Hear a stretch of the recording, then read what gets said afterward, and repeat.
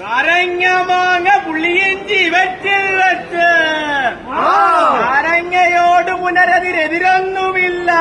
നെല്ലിക്ക നല്ല കറി വെച്ചു തരുന്നതാകിൽ രാധശ്രീയും സുഖവും ഭവിക്കും.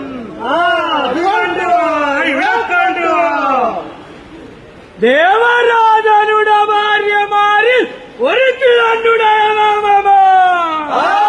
ഭൂമിയിലേർപ്പാട് വളർന്ന നല്ല ഫലമങ്ങതിനെ ഉത്ഭവിച്ചു വേണ്ടവോ മരമങ്ങു കരിണിച്ചു വന്ന് മുളകും ചതച്ച് ലവണത്തിലാക്കി നാക്കി നൽകുവരവേൽക്കുമേൽ നരകനാശനൻ.